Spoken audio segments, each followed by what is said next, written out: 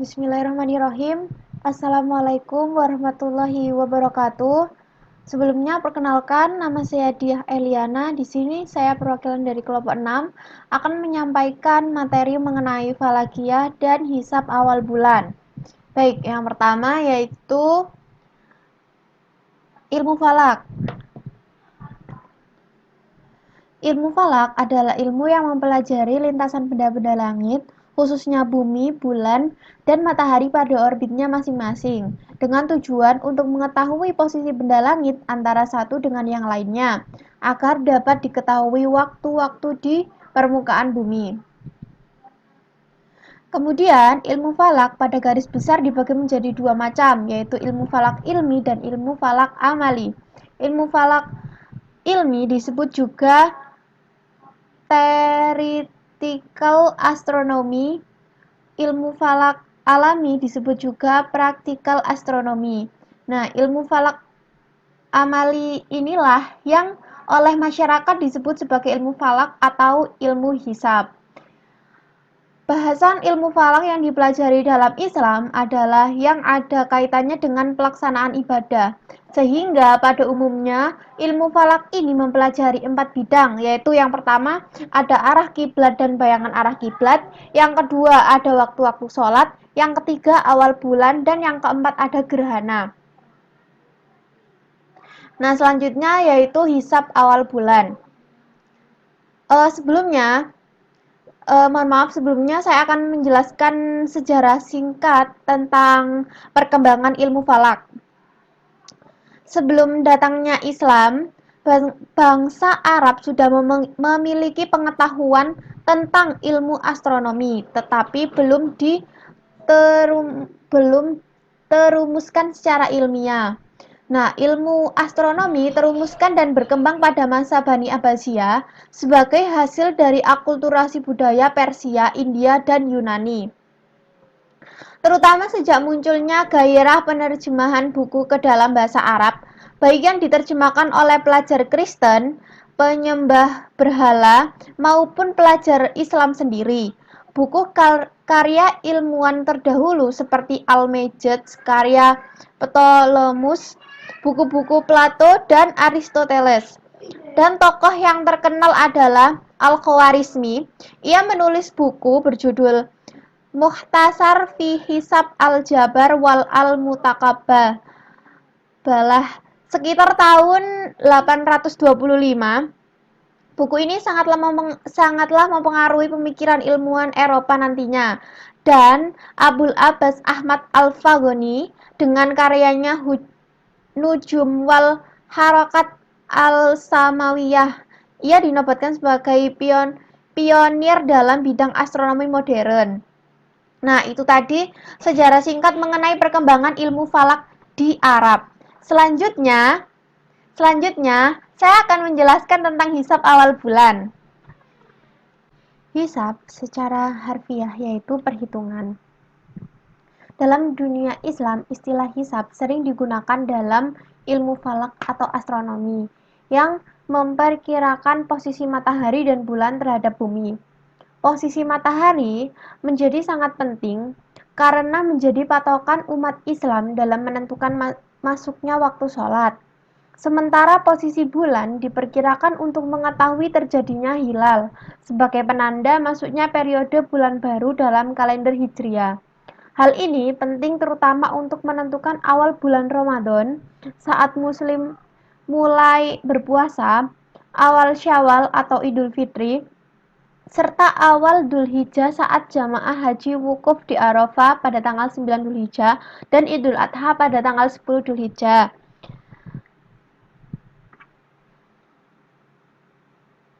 Nah, pada saat ini metode hisab telah menggunakan komputer dengan tingkat presisi dan akurasi yang tinggi. Berbagai perangkat lunak seperti software yang praktis juga telah ada. Hisab seringkali digunakan sebelum ruqyah dilakukan. Salah satu hasil hisab adalah penentuan kapan ijtima terjadi, yaitu saat matahari, bulan, dan bumi berada dalam posisi sebidang atau disebut pula sebagai konjungsi geosentris. geosentris. Konjungsi geosentris terjadi pada saat matahari dan bulan berada di posisi bujur langit yang sama jika diamati dari bumi. Ijtima terjadi 29.531 hari sekali atau disebut juga satu periode sinodik. Nah, selanjutnya yaitu ada rukyat.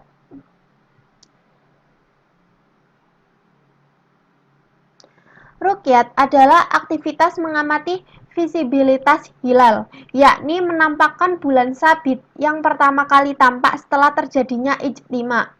Rukyat dapat dilakukan dengan mata telanjang atau dengan alat bantu optik seperti teleskop. Aktivitas rukyat dilakukan pada saat menjelang terbenamnya matahari pertama kali setelah ijtima. Pada waktu ini, posisi bulan berada di ufuk barat dan bulan terbenam sesaat setelah terbenamnya matahari. Apabila hilal terlihat, maka pada petang atau maghrib, waktu setempat telah memasuki tanggal 1. Nah, selanjutnya yaitu ada kriteria penentuan awal bulan kalender Hijriah.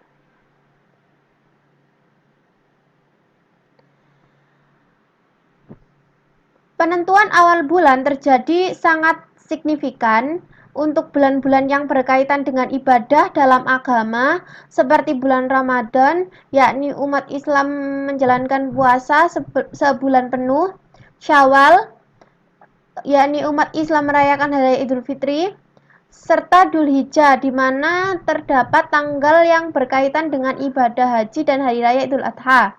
Sebagian umat muslim berpendapat bahwa untuk menentukan awal bulan adalah harus dengan benar-benar melakukan pengamatan hilal secara langsung. Sebagian yang lain berpendapat bahwa penentuan awal bulan cukup dengan melakukan hisab atau perhitungan matematis atau astronomis seperti yang saya jelaskan tadi, tanpa harus benar-benar mengamati hilal. Kondisinya mungkin memiliki dasar yang kuat. Nah, berikut adalah beberapa kriteria yang digunakan sebagai penentuan awal bulan pada kalender Hijriah, khususnya di Indonesia. Yang pertama yaitu ada rukyat hilal. Rukyat hilal adalah kriteria penentuan awal bulan atau kalender Hijriah dengan merukyat atau mengamati hilal secara langsung. Apabila hilal atau bulan sabit tidak terlihat atau gagal terlihat, maka bulan atau kalender berjalan digenapkan atau istikmal menjadi 30 hari. Yang kedua yaitu ada wujudul hilal. Wujudul hilal yaitu kriteria penentuan awal bulan atau kalender Hijriah dengan menggunakan dua prinsip. Yang pertama yaitu ada ijtima, konjungsi yang telah terjadi sebelum matahari terbenam. Kemudian atau biasa disebut juga dengan ijtima qoblal ghurub. Dan yang kedua yaitu ada bulan terbenam setelah matahari terbenam atau sunset after sunset. Maka pada petang hari tersebut dinyatakan sebagai awal bulan tanpa melihat berapapun sudut ketinggian atau altitude bulan saat matahari terbenam. Selanjutnya yang ketiga yaitu ada imkanur rukyat, yaitu kriteria penentuan awal bulan yang ditetapkan berdasarkan musyawarah menteri-menteri agama Brunei Darussalam, Indonesia, Malaysia, dan Singapura, dan dipakai secara resmi untuk penentuan awal bulan Hijriah pada kalender resmi pemerintah. Yang keempat, yaitu yang terakhir yaitu ada rukyat global. Rukyat global adalah kriteria penentuan awal bulan kalender Hijriah yang menganut prinsip bahwa jika jika satu penduduk negeri melihat hilal, maka penduduk seluruh negeri berpuasa. Dalam artian yang luas telah memasuki bulan Hijriah yang baru. Meski yang lain belum melihatnya, prinsip ini antara lain dipakai oleh Hizbut Tahrir Indonesia. Nah, berikut tadi penjelasan dari saya. Selanjutnya akan dijelaskan oleh rekan saya berikutnya. Terima kasih. Assalamualaikum warahmatullahi wabarakatuh. Saya Nidia Sudirman. Di sini saya akan menjelaskan metode hisab. Apa itu hisab? Hisab adalah perhitungan secara matematis dan astronomis untuk menentukan posisi bulan dalam penentuan dimulainya awal bulan pada kalender Hijriah. Kemudian, apa itu hilal? Hilal merupakan objek yang lemah dan tidak mudah dikenali oleh mata memikir manusia. Lokasi penampakan hilal di dekat horizon barat setelah maghrib, dan untuk bisa berhasil melihatnya memerlukan konsentrasi dan waktu yang tepat. Walaupun siklus hilal itu berulang rata-rata setiap 29,5 hari, bisa merentang dari 29,2 sampai 29,8 hari. Namun kesempatan melihat hilal dapat dikatakan langka. Kelangkaan itu disebabkan cuaca yang berawan. Oleh karena itu, tidak semua manusia yang mengenalnya atau berpengalaman dalam melihat hilal. Di saat mata manusia tidak bisa mengenali, maka dikatakan hilal tidak tampak oleh mata budi manusia. Selanjutnya, metode hisab rukyat efemeris. Tujuannya yaitu mengetahui kapan ijtima terjadi, mengetahui posisi bulan, dan yang terakhir mengetahui peranan ilmu hisab dalam kegiatan bulan. Selanjutnya, peredaran bulan. Bulan adalah cakrawala berbentuk bulan atau sferis beredar mengelilingi bumi dari arah barat ke timur. Bulan mengelilingi bumi sebanyak 360 derajat selama 27 hari 7 jam 43,2 menit dalam satu periode yang mana disebut dengan bulan sideris atau sidereal. Manakala waktu yang digunakan oleh bulan itu melengkapkan satu periode mengelilingi bumi beserta matahari, yaitu matahari, bulan, bumi itu berkedudukan di atas longitud yang sama selama 29 hari 12 jam 44 menit dan 2,8 detik dan dipanggil bulan sinodis atau sinodik, atau yang biasa dikenal dengan satu bulan ijtima. Selanjutnya saya akan menjelaskan posisi bulan. Di sini ada matahari, di sini ada bumi, dan di sini ada bulan. Posisi pertama, bulan pertama ke posisi bulan kedua, ini merupakan satu bulan sideris, yaitu selama 27,32 hari.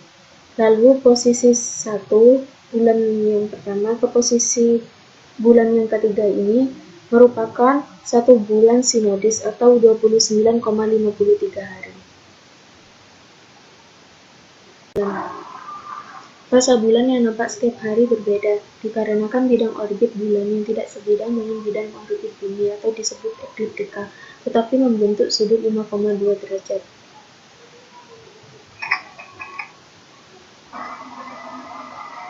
Di sini meskipun berbeda bidangnya, namun tetap membentuk 5,2 derajat. Selanjutnya, fasa-fasa bulan. Fasa bulan ialah tingkatan perubahan bentuk bulan yang bersinar sepanjang putarannya mengelilingi bumi, yaitu sebulan ijtima. Oleh karena itu, bumi beredar mengelilingi matahari di lintasan ekliptika, maka kedudukan bumi relatif dengan kedudukan bulan dan matahari senantiasa berubah-ubah. Perubahan ini mengakibatkan permukaan bulan yang bersinar dilihat dari bumi dalam keadaan yang berbeda-beda bentuk. Akibatnya terjadilah fasa-fasa bulan.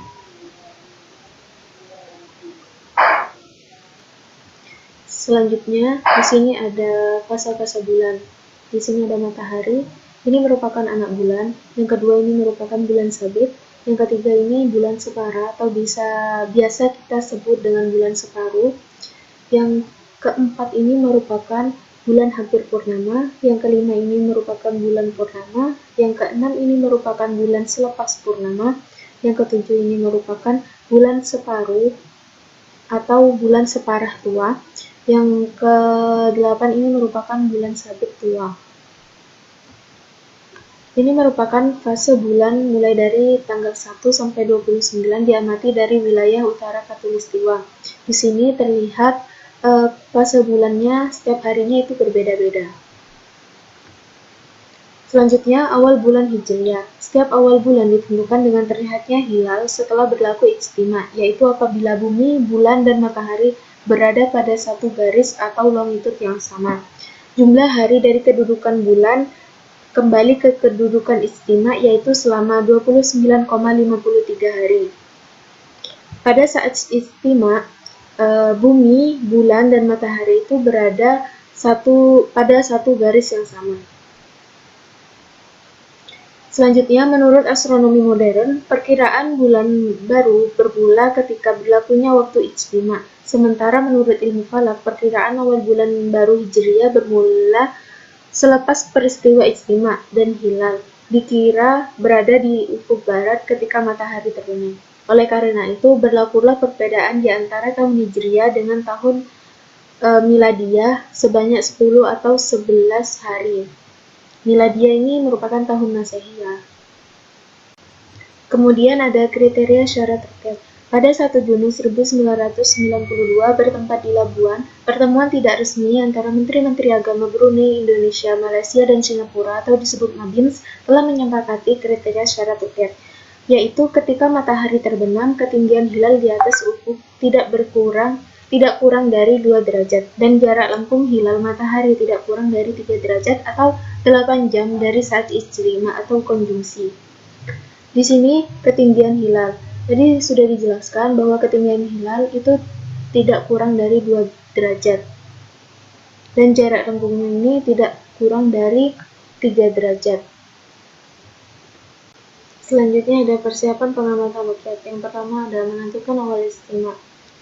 Ada 3, yaitu tahun yang dimaksud apa, misal tahun Komariah. Yang kedua itu ada menetapkan tanggal 29 bulan sebelum bulan yang akan dicari, yaitu bulan Syawal. Dan yang ketiga itu ada menentukan posisi hilal. Untuk yang kedua yaitu menentukan tepat rukyat. Dan yang ketiga itu menyiapkan lensa teropong. Lensa teropong itu dibagi menjadi 3, yaitu ada baroteleskop, selektron teleskop, dan meade teleskop. Dan yang terakhir itu mengambil gambar hilal. Selanjutnya saya akan menjelaskan macam-macam dari lensa teropong. Yang pertama itu ada baroteleskop. Tipenya refraktor. Macam tipe teleskop optik, refraktor, lensa, dan reflektor cermin. Memiliki diameter 60 mm. Semakin besar diameter lensa, kemampuan daya pisahnya semakin kecil dan batas semakin lemah. Memiliki panjang fokus 800 mm. Semakin panjang fokus sebuah teleskop, perbesarannya akan semakin besar. Ini merupakan contoh baroteleskop.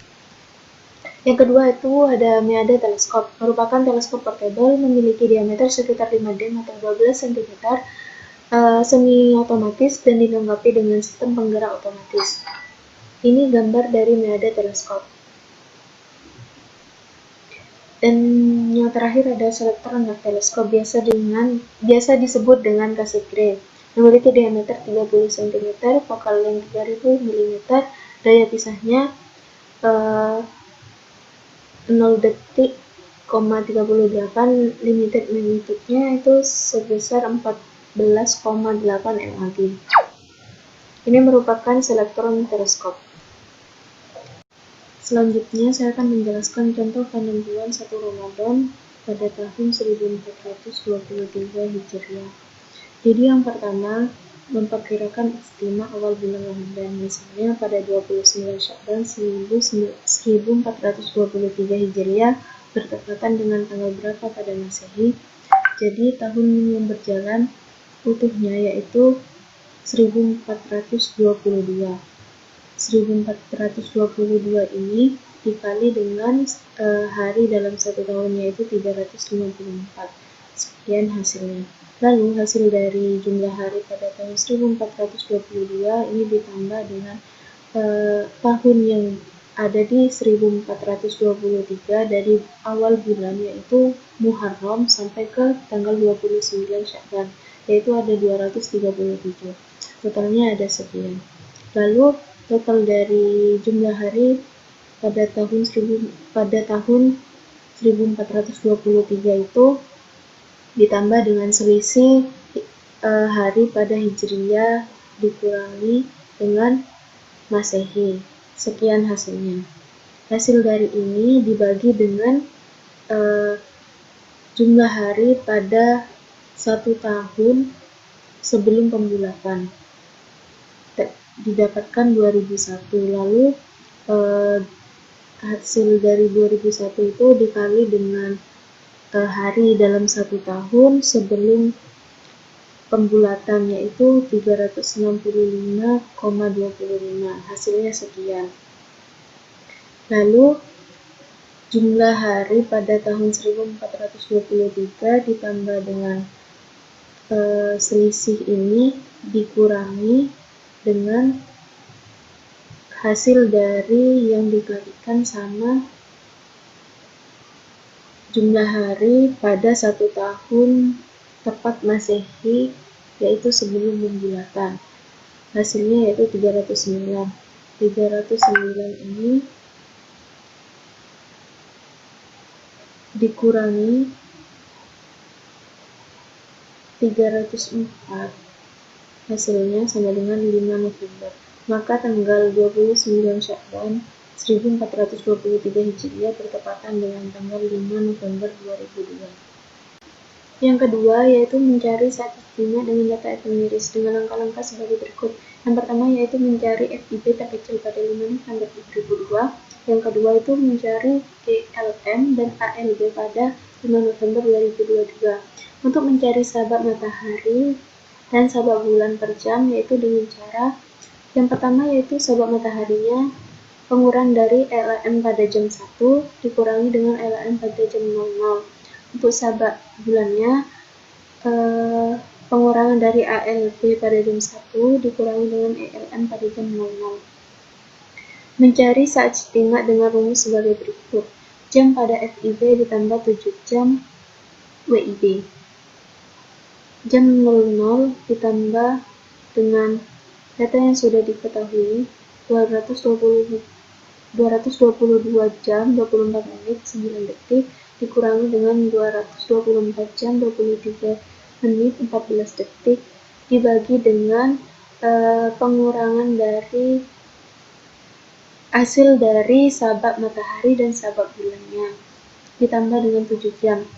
Total ijtimanya yaitu 3 jam 37 menit dan 1,02 detik. Ijtima hilal awal bulan Ramadan pada 1423 Hijriah terjadi pada jam 3:37 menit 102 detik WIB atau pada jam 8:37 menit 102 detik. Untuk yang selanjutnya yaitu mencari posisi dan situasi hilal awal bulan Ramadan 1423 Hijriah dengan langkah-langkah sebagai berikut. Yang pertama yaitu menetapkan maskas hisab dan ruqyah serta data astronominya. Markas Satuan Radar TNI Auri Mulyep Dono Mulyo Kabupaten Malang. Bintang tempatnya diketahui sekian, bujur tempatnya diketahui sekian, lalu nanti akan diketahui tinggi tempatnya yaitu 230,5 meter di atas air laut. Selanjutnya yang B yaitu mencari sudut waktu matahari saat matahari terbenam dengan langkah-langkah sebagai berikut. Yang pertama yaitu menetapkan data saat matahari terbenam. D itu merupakan data deklinasi matahari pada jam 11. Terus E itu merupakan equation of time dari matahari. D absen itu merupakan dip atau kerendahan ufuk. Refraksi untuk 0 derajat itu biasanya disingkat dengan R dan semi diameter itu disingkat dengan SD. Yang kedua itu ada menetapkan tinggi matahari saat terbenam. Lambangnya H dengan rumus H sama dengan 0 derajat dikurangi SD dikurangi ref dikurangi dip dengan keterangan H adalah tinggi matahari saat terbenam, lalu 0 derajat ini merupakan tinggi normalnya ufuk, SD itu merupakan semi diameter, Ref itu merupakan refraksi untuk 0 derajat dan dip itu merupakan kerendahan ufuk. Biasanya diketahui dip itu 1,76 dan H ini merupakan tinggi markas. Lalu selanjutnya yang ketiga adalah mencari sudut waktu pada saat matahari terbenam dengan rumus cos T sama dengan min tan T dikali tan D ditambah sin H per cos T per cos D, dengan keterangan T itu merupakan sudut waktu matahari, T di sini sebagai bintang keempat, D di sini deklinasi matahari, dan H ini merupakan tinggi matahari saat terbenam. Lalu yang keempat, ini ada mencari saat matahari terbenam dengan rumus T per 15 ditambah dengan 12 dikurangi dengan E merupakan equation ditambah dengan koreksi waktu daerah. Untuk selanjutnya yaitu menetapkan sudut waktu bulan saat matahari terbenam dengan langkah-langkah sebagai berikut. Yang pertama itu mencari asensio rekta matahari atau bisa disebut dengan AR. Interpolasi dengan rumus A min B dikali C per I. A ini sama dengan AR jam. AR itu tadi asensio rekta matahari ya. Jam 10 GMT. Terus B-nya itu AR jam 11 GMT dan C itu merupakan menit yang belum diperhitungkan pada jam 10. Lalu I-nya itu merupakan interval antara jam 10 dan jam 11. Sehingga di hasil dari interpolasi tersebut akan menghasilkan AR sekian. Yang kedua yaitu mencari asensio rekta bulan, biasa disebut dengan AR. Interpolasinya yaitu A dikurangi A min B dikali C per I.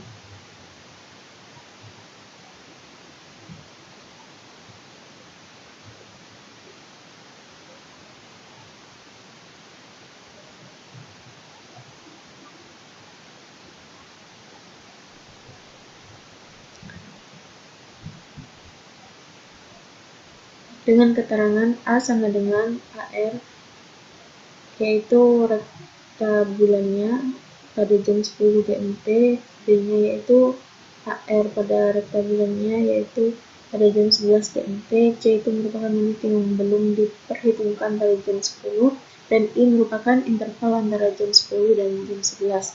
Sehingga hasil interpolasinya AR bulannya didapatkan sekian. Lalu yang C, mencari sudut waktu bulan dengan lambang T pada saat matahari terbenam. T atau sudut waktu bulan sama dengan AR. Ini AR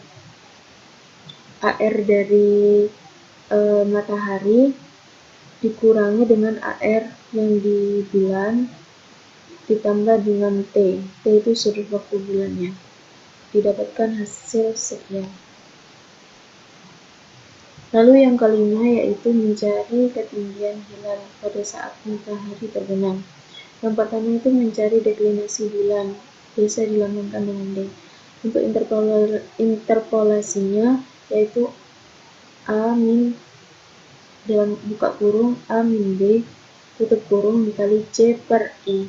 A-nya yaitu D pada jam D ini merupakan deklinasi bulan jam 10 GMT, B itu merupakan deklinasi jam pada 11 GMT, C itu menit yang belum diperhentikan pada jam 10, dan I itu merupakan interval antara jam 10 dan jam 11. Sehingga interpolasinya didapatkan sekian. Yang kedua yaitu mencari tinggi hakiki hilal, yaitu sin H. Dilambang tinggi hakiki hilal itu dilambangkan dengan H. Untuk rumusnya sin H sama dengan sin P dikali sin D ditambah cos P dikali cos D dikali cos T. Yang ketiga yaitu mencari tinggi hilal mar'i hilal. Di sini rumusnya adalah H absen sama dengan H min paralaks ditambah SD ditambah ref ditambah dip. H absen ini merupakan ketinggian mar'i. Untuk H ini merupakan tinggi hakiki dikurangi sama paralaks. Paralaks itu rumusnya horizon paralaks dikali cos H. Lalu SD itu merupakan semi diameter, ref itu merupakan refraksi, dan dip itu merupakan kerendahan ufuk. Sehingga didapatkan ketinggian mar'inya sebesar sekian. Untuk yang keenam yaitu menetapkan lama hilal di atas ufuk, yaitu makut. H absen per 15. H absen ini merupakan ketinggian mar'i. Jadi hilal dapat terlihat di atas ufuk selama 6 menit 48,03 detik. Yang ketujuh yaitu mencari azimut matahari dan bulan. Rumusnya AZ yaitu kotan A sama dengan min sin P. P itu merupakan lintang tempat, tan T. T itu merupakan sudut waktu matahari, cos T itu merupakan lintang tempat, dan tan D itu merupakan deklinasi matahari, dan sin T-nya itu merupakan sudut waktu matahari. Yang kedelapan yaitu mencari letak dan posisi hilalnya, yaitu pengurangan dari azimut matahari dikurangi dengan azimut bulan.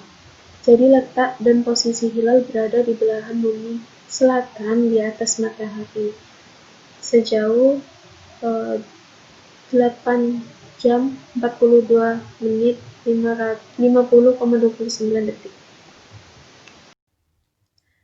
Baiklah, untuk selanjutnya saya akan membahas mengenai 3 subbab. Yang pertama yaitu gerak bumi dan refleksinya di langit. Yang kedua ada rotasi bumi dan efeknya, juga revolusi bumi dan efeknya tentunya. Kemudian yang ketiga ada pengenalan sistem penanggalan dan juga kalender Jawa. Untuk pembahasan yang pertama, terkait gerak bumi dan refleksinya di langit. Pernahkah kalian berpikir bumi kita itu berputar seperti apa sih? Nah, bumi kita itu berputar layaknya sebuah gasing. Tahu kan gasing? Nah, gerak putar bumi pada sumbu putarnya atau biasa kita sebut dengan porosnya ini dinamakan dengan gerak rotasi. Bumi kita menyelesaikan satu rotasi atau putaran dalam waktu 23 jam 56 menit 4,1 detik. Panjang interval waktu yang dibutuhkan bumi untuk menyelesaikan satu rotasi dinamakan dengan satu hari sideris. Jadi bentuknya seperti apa? Saya akan tunjukkan gambarnya seperti ini. Nah, jadi seperti ini ya, bentuknya mirip gasing. Ini juga, ini porosnya. Kemudian ada sumbu ekliptikanya dan juga ekuatornya. Selanjutnya gerak bumi dan refleksinya di langit, saya akan menjelaskan terkait gambar ini. Nah, setelah bumi berotasi satu kali penuh, maka posisinya akan menjadi seperti B. Ini, jadi ini bumi kemarin, yang A ini, kemudian ketika rotasi buminya seperti ini, jadi menunjukkan di waktu B ini. Tetapi pada saat itu matahari belum mencapai zenitnya lagi karena posisi bumi sudah bergeser. Barulah nanti 4 menit kemudian matahari mencapai zenit lagi. Jangka waktu dari posisi A hingga posisi B disebut satu hari bintang yang lamanya sama dengan 24 jam bintang atau 23 jam 56 menit matahari. Kemudian untuk jarak A ke C ini itu sama dengan 24 jam matahari yang kita kenal sehari-hari dengan satu hari penuh. Jadi sebenarnya dalam jangka waktu itu bumi berotasi satu kali lebih sedikit. Setiap hari itu matahari terlambat terbit 4 menit jika kita menggunakan perhitungan jam bintang. Untuk bahasan selanjutnya yaitu terkait rotasi bumi dan juga efeknya. Sudah tahu kan rotasi bumi tadi apa? Ya benar, rotasi bumi itu perputaran bumi pada sumbu porosnya.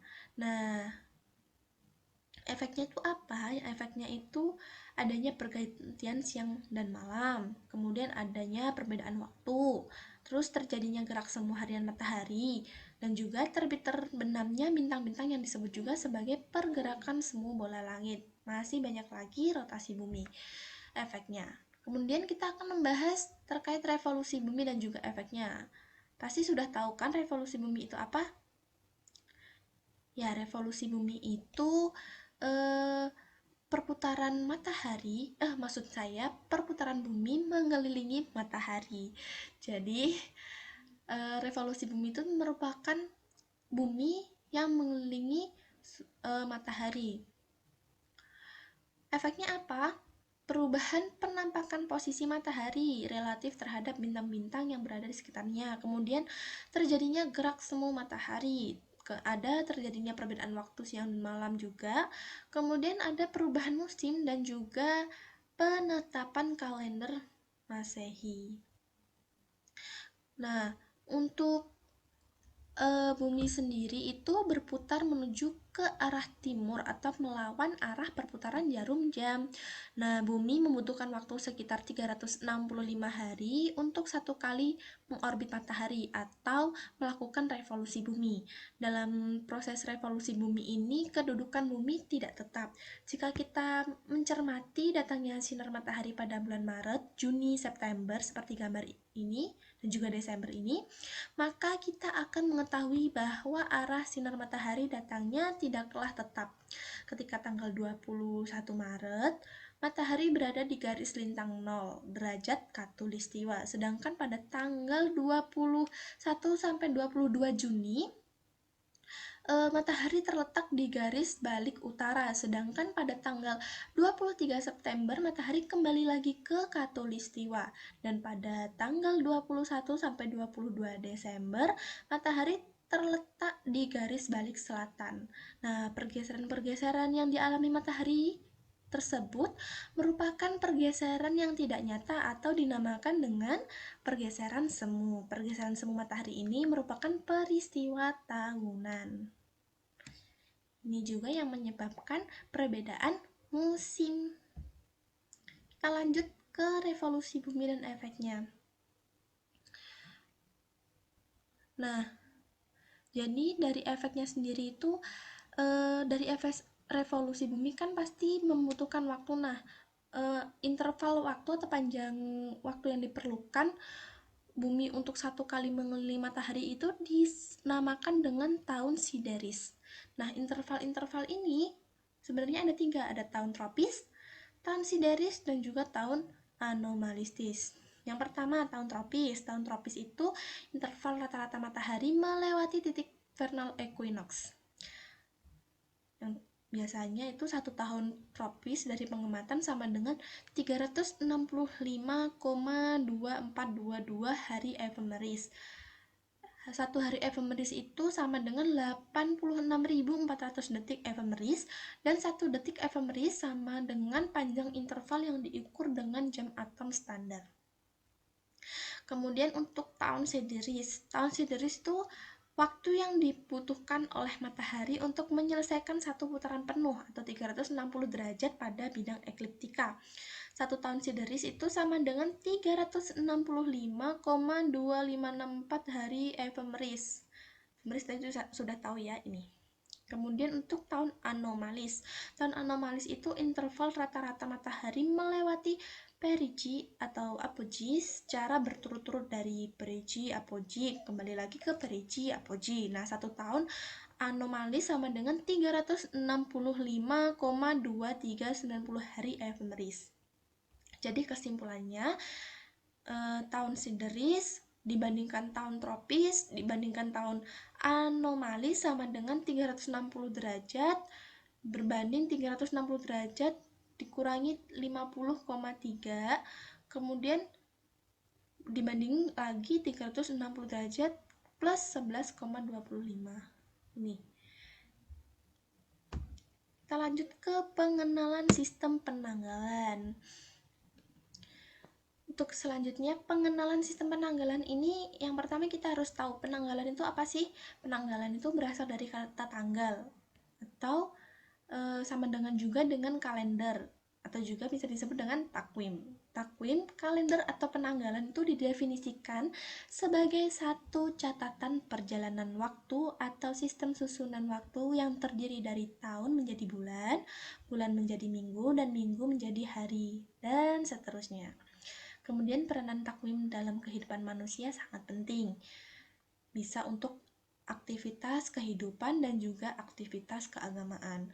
Kemudian takwim didasarkan pada kedudukan bulan atau biasa disebut dengan takwim hijriyah. Kemudian ada juga yang berdasarkan kedudukan matahari. Biasanya sih kalender Masehi atau lebih tepat dengan miladiah. Nah, sistem penanggalan itu yang sekarang berlaku ada kalender Masehi, kalender Hijriyah, dan juga kalender Jawa di Indonesia. Jadi begini, saya akan menjelaskan mengenai sistem lunar kalender merupakan sistem penanggalan yang perhitungannya didasarkan pada pergerakan bulan, sehingga sistem ini disebut juga dengan penanggalan Komariah yang tadi, yang penanggalan Hijriyah itu. Kemudian kalender yang merupakan gabungan antara solar kalender dan juga lunar kalender, yaitu pergantian bulan berdasarkan pergantian bulan dan juga berdasarkan siklus sinodis 41 bulan dan beberapa tahun sekali disisipi tambahan bulan. Nah, itu berlaku untuk kalender-kalender yang menggunakan keagamaan. Nah, kita masuk ke kalender Jawa. Dalam penanggalan Jawa didasarkan pada rotasi bulan terhadap bumi sama dengan sistem penanggalan Hijriyah. Di Pulau Jawa sendiri pernah berlaku sistem penanggalan Hindu yang dikenal dengan penanggalan Soko, yakni sistem penanggalan yang didasarkan pada peredaran matahari mengelilingi bumi. Dalam sekarang untuk itu sudah berubah dengan penanggalan Jawa yang didasarkan pada rotasi bulan terhadap bumi, yaitu sama dengan sistem penanggalan Hijriyah. Dalam kalender Jawa sendiri, satu tahun itu ada 12 bulan yang terdiri dari Suro, Sapar, Rabiul Awal, Rabiul Akhir, Jumadil Awal, Jumadil Akhir, Rejab, Ruwah, Poso, Syawal, Dzulhijjah, dan juga Besar. Bulan-bulan ganjil berumur 30 hari, sedangkan bulan-bulan genap berumur 29 hari, kecuali bulan ke-12 berumur pada tahun 30 pada tahun panjang. Satu tahun berumur 354,375 hari atau setara dengan 354,3/8 hari. Ayo, berapa itu? Jadi sistemnya begini, kan satu nih penanggalan ganjil. Nah, maka dari itu 30 waktunya. Kalau kita kan di penanggalan Masehi, di kalender Masehi maksud saya, itu satu bulan itu terdiri dari 30 hari, 29 hari juga di bulan Februari. Tapi cuman ada 4 tahun sekali untuk atau di tahun-tahun kabisat untuk kalender Masehi. Nanti akan dijelaskan dengan teman saya. Kemudian untuk kalender Jawa sendiri itu semua yang genap itu berumur 29 hari. Jadi seperti Sapar, Rabiul Akhir, Jumadil Akhir, Ruwah, terus Syawal itu 29 hari. Sementara untuk yang ganjil itu berumur 30 hari. Kecuali Besar itu 30 hari juga. Nah, selanjutnya ada satu minggu itu terdiri dari 7 hari yang biasa disebut dengan Akad, Senin, Selasa, Rebo, Kamis, Jumuah, Setu. Kemudian ada hari pasaran. Hari pasaran ini biasa disebut dengan Kliwon, Legi, Paing, Pon, Wage. Ini sesuai kepercayaan itu ya. Kenapa disebut hari pasaran? Karena sistem ini lazim dipakai untuk membagi hari buka pasar atau tempat jual beli yang ada di beberapa tempat. Nah, ini gerakan bulan untuk kalender Jawa sebagai pacuan kalender Jawa. Baiklah, selanjutnya akan dijelaskan oleh teman saya. Sekian dari saya, terima kasih. Selanjutnya saya akan menjelaskan mengenai kalender Masehi. Apa itu kalender Masehi? Kalender Masehi atau kalender miladah, dan biasanya disebut tahun miladah atau Masehi atau Gregorian, adalah berasal dari penanggalan Julian yang diperkenalkan sejak tahun 45 sebelum Masehi. Penanggalan Gregorian mulai digunakan resmi pada tahun 1582 setelah adanya pengubahan dan penyesuaian oleh Pope Gregory XII. Ciri-ciri tahun Masehi. Bulan-bulan yang terkandung dalam penanggalan miladah terdiri dari bulan Januari, Februari, Maret, April, Mei, Juni, Juli, Agustus, September, Oktober, November, dan Desember. Jumlah hari untuk setiap bulannya adalah 31 dan 30 hari yang berawal dengan bulan Januari, kecuali pada bulan Februari mempunyai hari sebanyak 28 atau 29 hari saja. Berdasarkan harinya, perhitungan waktu pada penanggalan miladia berawal tengah malam. Dalam waktu setahun, ia mempunyai 365 atau 366 hari, tetapi jumlah yang tepat atau sebenarnya adalah 365,2422 hari.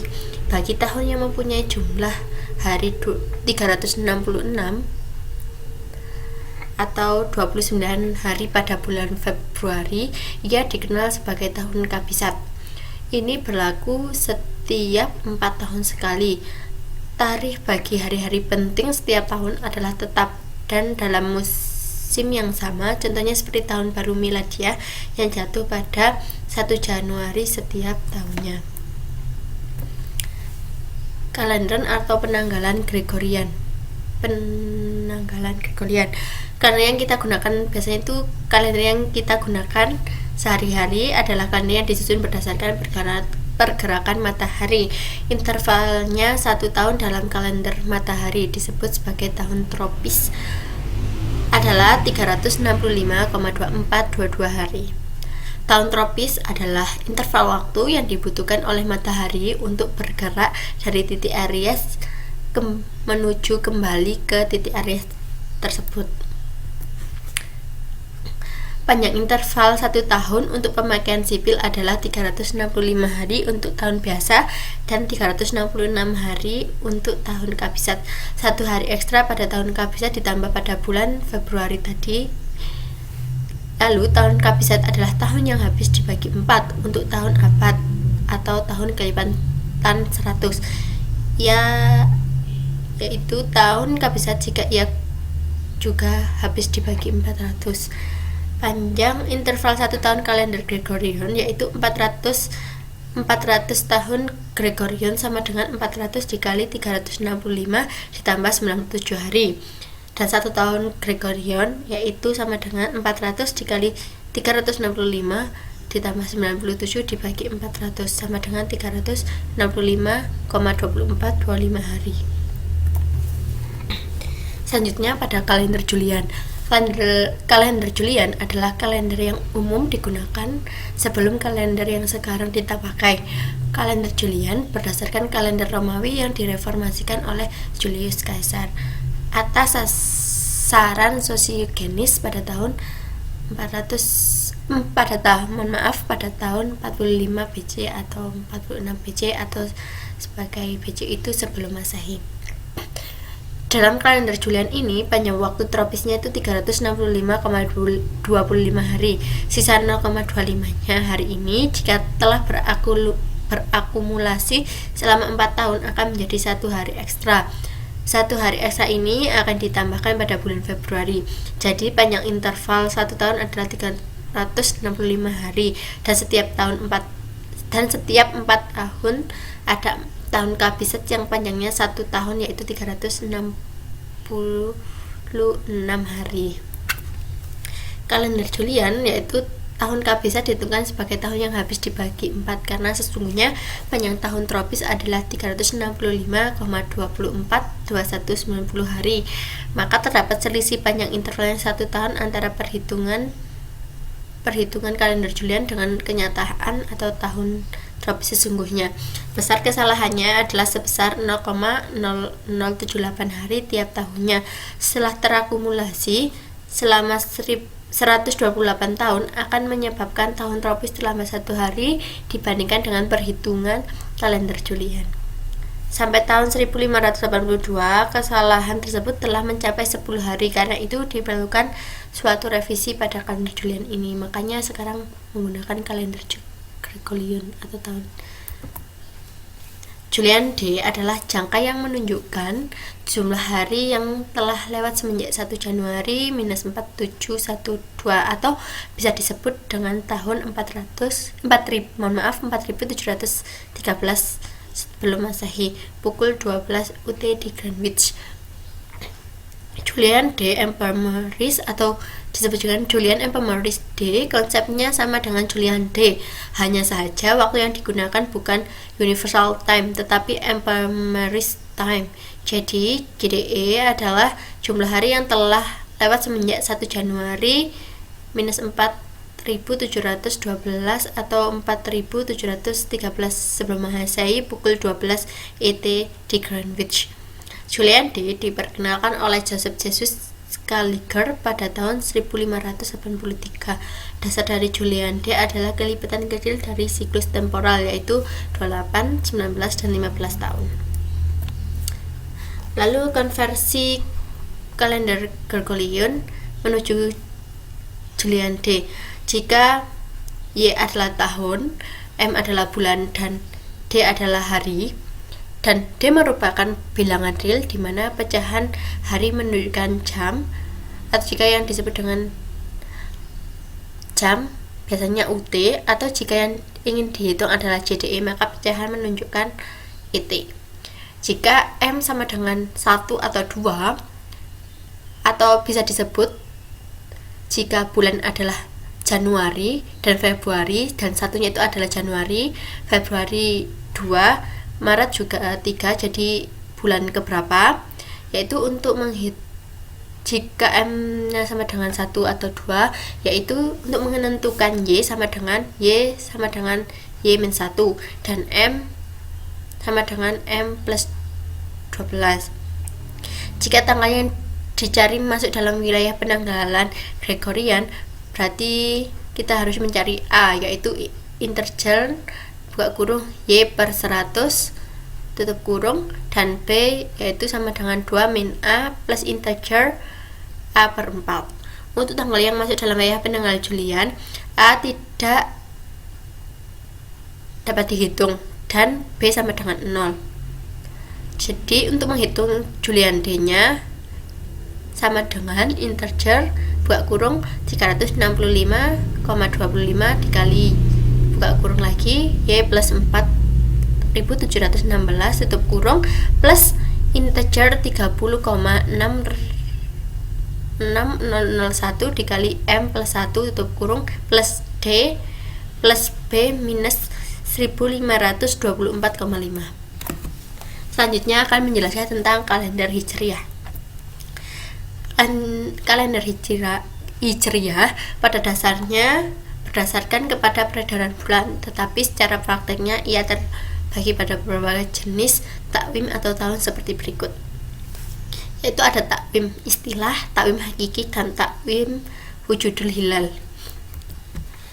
Takwim istilah yaitu bilangan hari bagi bulan-bulan yang terdapat di dalam takwim ini, disusun berselang-seling 30 dan 29 hari menjadikan 354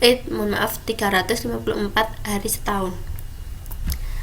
Takwim hakiki menurut perhitungan astronomi, takwim yang berdasarkan pada sistem ijtima bumi, bulan, matahari, di mana penentuan awal bulan Hijriah dimulai ketika berlakunya ijtima hakiki. Apabila ijtima berlaku sebelum matahari terbenam, maka sejak terbenamnya matahari itulah dimulai awal bulan Hijriah yang baru. Sebaliknya, jika ijtima berlaku selepas terbenam matahari, maka keesokan harinya digenapkan 30 hari dalam satu bulan.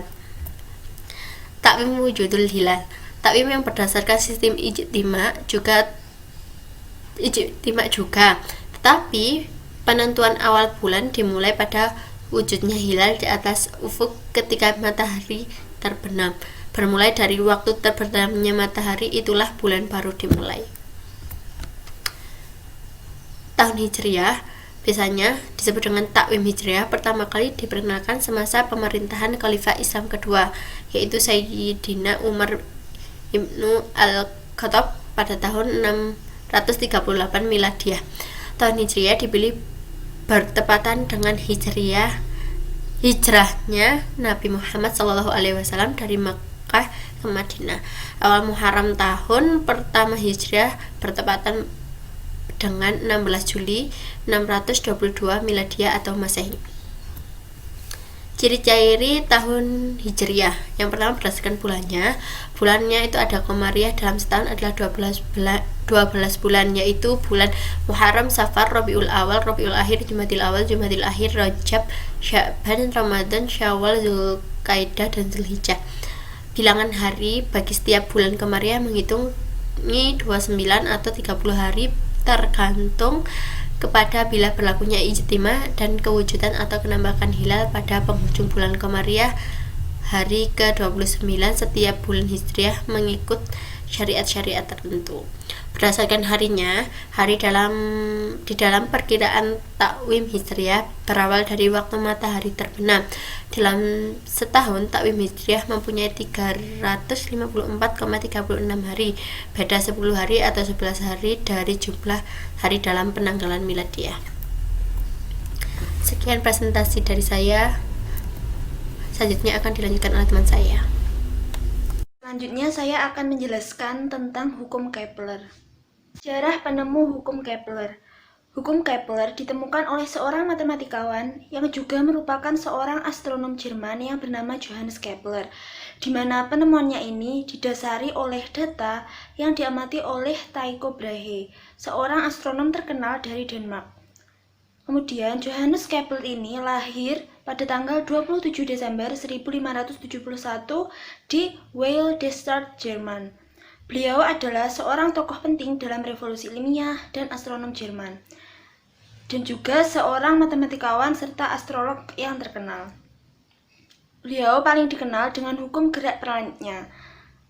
Kepler meninggal pada tanggal 15 November 1630 di Regensburg, Bavaria, Jerman. Sejak kecil, Kepler sudah sering berkenalan dengan gejala langit dan benda langit, di mana pada tahun 1577 bersama ibunya ia menyaksikan munculnya komet. Kemudian pada tahun 1580 bersama ayahnya ia menyaksikan gerhana matahari. Kepler sangat cerdas sehingga ia mendapat beasiswa untuk kuliah di Universitas Tübingen untuk belajar teologi, filsafat, dan matematika. Ia juga sempat mengajar matematika dan dasar-dasar astronomi di Universitas Graz, Austria. Sehingga pada tahun 1584 ia berhasil masuk ke seminar Heidelberg untuk bersekolah. Dan pada tahun 1588 ia memperoleh gelar sarjana penuh. Berikut adalah beberapa hasil karya Kepler. Yang pertama, pada tahun 1604, beliau berhasil menemukan supernova. Kemudian pada tahun 1611, pembuatan teropong Kepler. Pada tahun 1609 sampai 1619, berhasil menemukan ketiga hukum Kepler. Dan yang terakhir, pada tahun 1626, beliau membuat tabel logaritmik 8 digit untuk tabel astronomi Rudolphine. Selanjutnya yaitu latar belakang penemuan hukum Kepler. Jadi penemuannya ini bermula pada tahun 1597, di mana pada saat itu beliau mengambil posisi sebagai asisten Tycho Brahe di Observatorium Benedict, Praha. Ketika Tycho meninggal pada tahun 1601, dia meninggalkan catatan-catatannya dan juga tabel bacaan planet kepada Kepler. Nah, kemudian selanjutnya Kepler menggantikan kedudukannya sebagai kepala observatorium dan matematikus kerajaan. Sebagai pengganti Tycho Brahe, Kepler mewarisi catatan hasil pengamatan cermat planet-planet yang telah dikerjakan Tycho selama bertahun-tahun. Kepler percaya bahwa catatan analisa matematika Tycho yang cermat memungkinkannya untuk menentukan kesimpulan bahwa teori gerakan planet adalah benar, seperti teori heliosentris Kopernikus, teori geosentris Ptolemy. Tetapi sesudah bertahun-tahun melakukan sejumlah perhitungan yang cermat, Kepler merasa cemas dan juga menemukan bahwa pengamatan Tycho tidaklah konsisten dengan teori apapun. Kepler telah menghabiskan waktu berbulan-bulan dalam kerja menghitung untuk meyakinkan bahwa teorinya memuaskan pengamatan Tycho. Dan pada akhirnya pada tahun 1609 Kepler menerbitkan buku pertamanya dengan judul Astronomia Nova. Pengertian hukum Kepler. Sebelum ditemukannya hukum ini, manusia pada zaman dahulu menganut paham geosentris, yakni sebuah paham yang membenarkan bahwa bumi adalah pusat alam semesta. Anggapan ini didasari pada pengalaman indrawi manusia yang terbatas, di mana setiap harinya mereka mengamati matahari, bulan, dan bintang yang bergerak, sedangkan bumi dirasakan tetap diam. Anggapan ini kemudian dikembangkan oleh astronom Yunani bernama Claudius Ptolemeus pada tahun 100 sampai 170 Masehi dan bertahan hingga 1400 tahun. Menurutnya, bumi berada di pusat tata surya. Matahari dan planet-planet mengelilingi bumi dalam lintasan melingkar.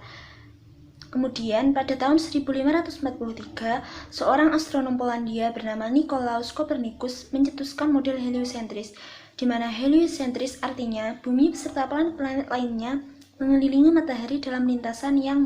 Selanjutnya, pada tahun 1596, Kepler menerbitkan buku pertamanya di bidang astronomi dengan judul The Mystery of the Universe, di mana dalam buku tersebut ia memaparkan kekurangan dari kedua model yang tadi sudah saya jelaskan, yakni tiada keselarasan antara lintasan-lintasan orbit planet dengan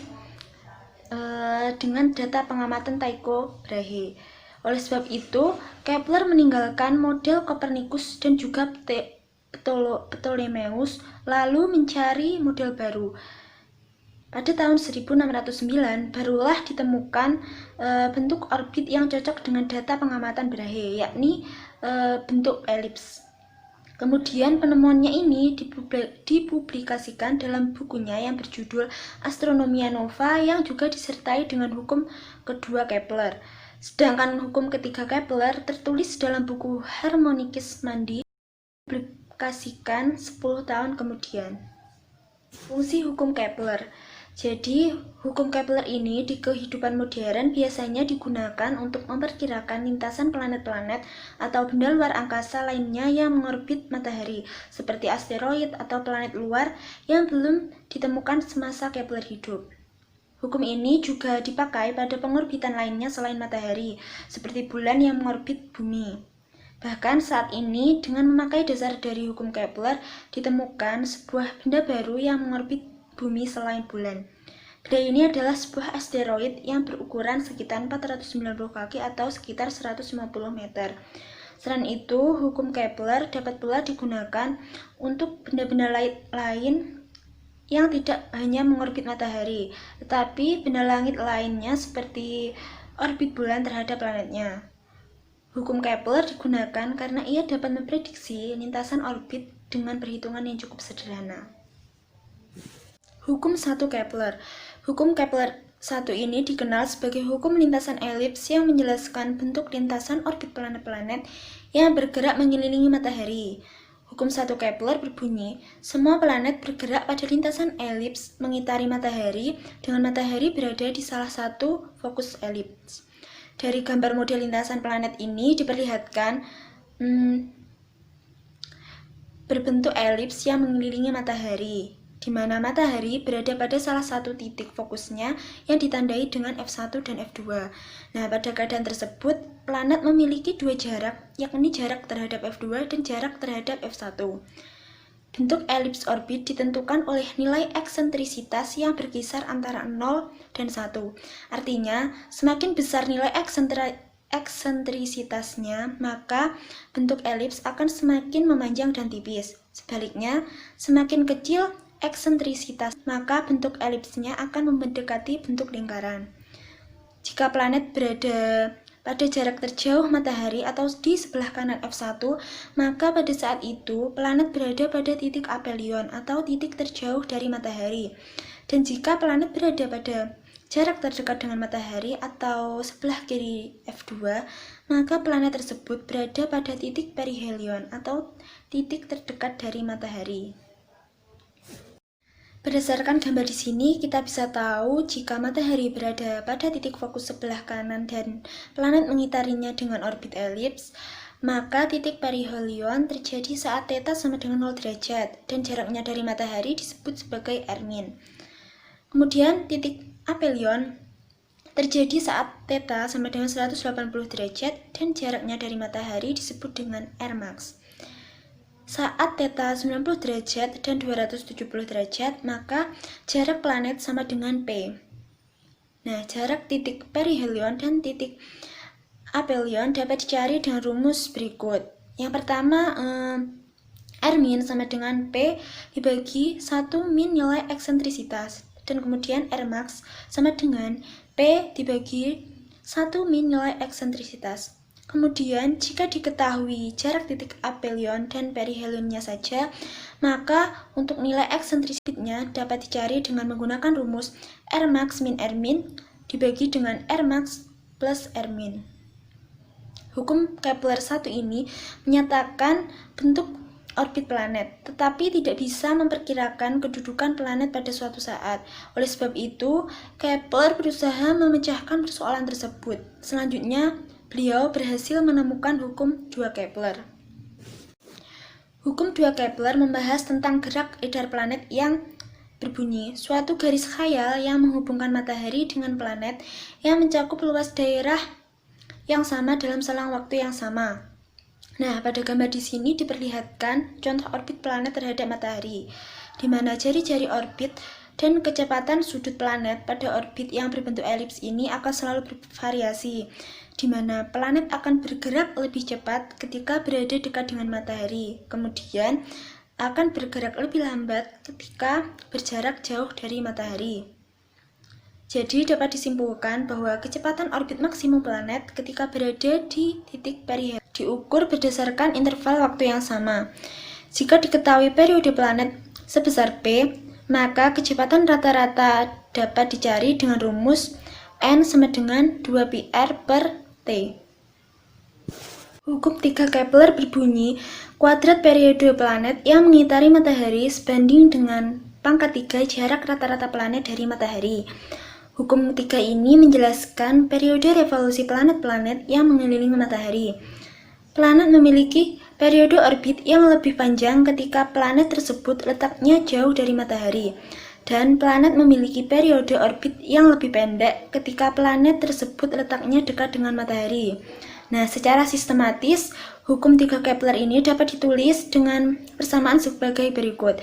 T1 kuadrat per R1 pangkat 3 sama dengan T2 kuadrat per R2 pangkat 3 sama dengan konstan, di mana T1 merupakan periode planet pertama, T2 adalah periode planet kedua, R1 adalah jarak planet pertama, dan R2 adalah jarak planet kedua dengan matahari. Nah, persamaan hukum 3 Kepler yang tadi bisa diturunkan dengan menggunakan dua persamaan hukum Newton, yaitu menggunakan hukum 2 Newton dan juga hukum gravitasi Newton untuk gerak melingkar, di mana penurunan rumusnya sebagai berikut. Yang pertama ada persamaan hukum 2 Newton.